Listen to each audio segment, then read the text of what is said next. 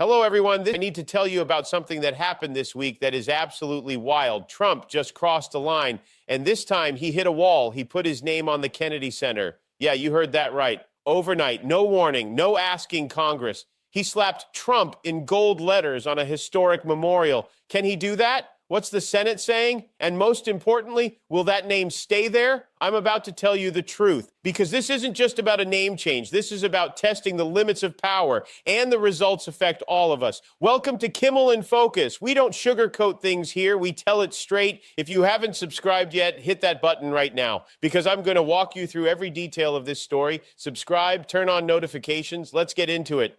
Thursday evening, something happened. The Kennedy Center's official website changed. The name now read the Donald J. Trump and John F. Kennedy Memorial Center for the Performing Arts. Trump's name first, Kennedy's second. New signs went up outside the building. Everything happened in one night. Planned, fast, decisive. Trump didn't ask Congress, didn't ask the American people. He just had his hand-picked board vote, and of course it passed unanimously, because everyone on that board are Trump loyalists. Nobody says no. But here's where it gets interesting. Who created the Kennedy Center? Congress. In 1964, 2 months after JFK's assassination, it was established by federal law. The name was set by federal law. This isn't private property. It's not Trump's hotel. It belongs to the American people. So can a president change a name that Congress put there? The answer is simple: no. Let me explain how this works. In America, national memorials are protected by law. To change them requires new legislation. And to pass new legislation, you need 60 votes in the Senate.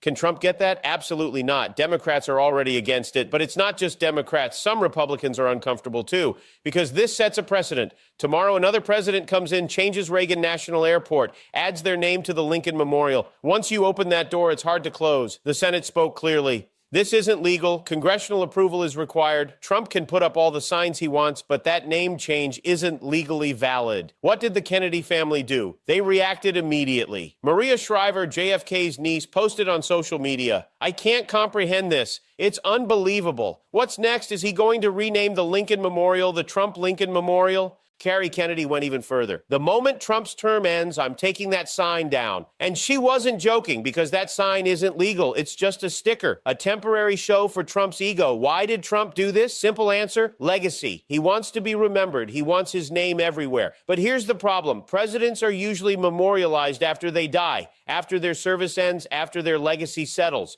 Trump wants it now, while he's still in office. This isn't normal, this isn't healthy, and most importantly, this isn't legal. People in Washington, D.C. reacted. One woman told reporters, "I will never set foot in that building as long as his name is on it. My heart is broken. This is disrespectful to Kennedy's memory." And she's right. The Kennedy Center isn't just a building. It symbolizes JFK's support for culture and the arts. A president was assassinated, and the American people built this center to honor him. Now Trump comes along, puts his name in front. Is that right? Of course not. But Trump doesn't care. Trump only looks at what he wants, and he gets what he wants, until the Senate stepped up. Let me tell you something. Trump's move has zero legal foundation, zero. The Kennedy Center board can vote all they want, but without congressional approval, that name change isn't valid. It's just an image, a PR stunt, not reality. So what happens now? A few options. Congress could pass legislation explicitly blocking the rename, or they could do nothing and this name hangs in limbo. Not legal, but physically there until someone takes those signs down. And that will probably happen when Trump's term ends, because the next administration's first move will be removing those signs, I guarantee it. But the real question is this: why did Trump do it? Just ego? Yes, partly, but there's something deeper. Trump thinks the rules don't apply to him. He thinks as president he can do anything. And if we allow this, he'll go further. Tomorrow he'll change another memorial. Next day he'll put his name on another building. No limits. But the Senate stopped him. No, stop right here, they said. And that's crucial, because in democracies, power must be balanced. The president can't do whatever he wants. Congress checks, the people check, institutions check. Trump doesn't understand this or doesn't want to, but the Senate's resistance shows the system still works. Not everything is lost yet. Let me tell you another truth. The Kennedy Center isn't just a building, it's one of American democracy's symbols. Culture, art, freedom. JFK believed in these things, and the American people love him for it. What business does Trump have there? None. Trump doesn't value art, doesn't value culture. He only values seeing his name in big letters. And that's why this fight matters. It's not just about a name, it's about values. Trump is trying to reshape America in his own image, and we must not allow that. What can we do? First, stay informed, follow these stories, then react. Write to our representatives, call them, and most importantly, vote. The 2026 midterms are coming. Congress can change, the Senate can change. If Democrats take control, stronger measures can be taken against Trump's moves like this. If not, Trump will act with even more freedom. That's why elections matter. Every vote counts. And the way to win this fight is through the ballot box. Now, let me tell you something else. Is there another plan behind Trump's move? Maybe. Maybe he wants to distract, because right now, Trump's in trouble. The economy's bad. Inflation's high. Foreign policy crisis. War threats with Venezuela. And what's Trump doing? Putting his name on the Kennedy Center. Why? Because he wants people talking about this. He wants them distracted from real problems. And it's partly working, but we shouldn't fall for it. Yes, the Kennedy Center issue matters, but we can't forget the real problems. Prices are rising. People can't make ends meet. Healthcare is unaffordable. And instead of solving these, Trump's writing his name on buildings. This isn't leadership. This is narcissism. And the American people deserve better. Will Trump win this fight? No. The Senate won't let him. The Kennedy family won't let him. The American people won't let him. That sign might stay there a few years, but eventually it's coming down because it's not legal, because it's not right. And what will Trump's legacy be? That's interesting. Trump wants to go down in history, but how? As a great leader? No. As someone who broke rules, weakened institutions, put his ego before everything. Is that the legacy he wants? Maybe yes. Maybe Trump doesn't care. Maybe he just wants to look powerful right now, but history is unforgiving, and what Trump does won't be forgotten. Let me wrap this story up. Trump put his name on the Kennedy Center. There's no legal basis. The Senate's opposing it. The Kennedy family's opposing it. A large part of the American people are opposing it. But Trump doesn't care because Trump plays by his own rules. And that's dangerous because in democracy, everyone must follow the rules, including the president, maybe especially the president, because the president must set an example for the people. But Trump isn't an example. Trump is a warning that says this is how you shouldn't do things. And we need to learn this lesson. The Kennedy Center issue will end. Somehow it'll be resolved. But the real question is, what happens next? What else will Trump do? What other boundary will he push? What other institution will he weaken?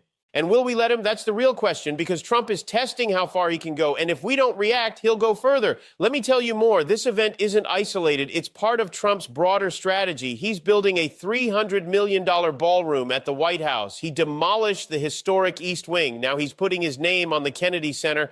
What's he doing? Reshaping everything for himself. And this reshaping has a cost. Who's paying for that White House ballroom? Corporations. Amazon, Apple, Meta, Comcast.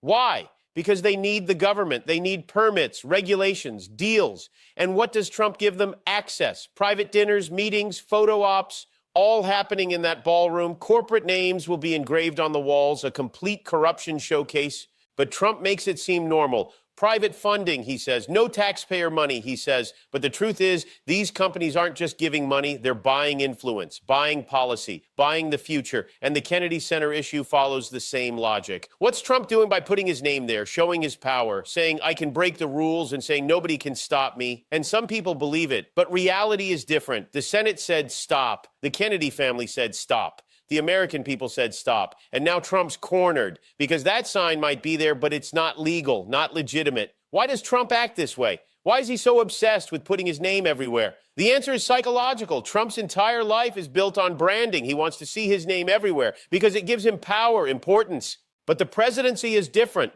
The presidency means serving the people, not glorifying yourself. Trump doesn't understand this or doesn't want to. And the result, chaos, crisis, confusion. Let me tell you how the media is handling this. Some channels made it big news, rightfully so, because it is big news. But some channels stayed quiet. Why? Because they fear Trump. They fear losing access. And that's where we come in. Independent media. Media that speaks without fear. Media that tells you the truth. Kimmel in Focus is that kind of channel, and that's why it matters. Trump put his name on the Kennedy Center. Earlier this week, a board meeting happened. It passed unanimously. But there was one person who was silenced, Congresswoman Joyce Beatty. She wanted to speak at that meeting. She wanted to object, but they muted her. They turned off her microphone. Is that democracy? Silencing a member of Congress? Of course not. But in Trump's world, this is normal. Silence, criticism, cover opposition, move on. But Joyce Beatty didn't stay silent. After the meeting, she spoke to the press. They muted me. They didn't let me speak. But I'm speaking anyway, she said. And she's right, because in democracy, everyone must have a voice, especially elected representatives. But Trump doesn't care. Trump only wants to hear his own voice. This is why this story matters, not just because of a sign on a wall, but because of what happens when power tests its limits and whether the system still knows how to say no. The Kennedy Center will keep Kennedy's name, not Trump's, because Kennedy built things. Trump only destroys. Kennedy inspired. Trump only divides, and history knows the difference. Thanks for watching, everyone. Stay healthy. And remember, truth matters, values matter, and democracy is all of our responsibility. See you next time.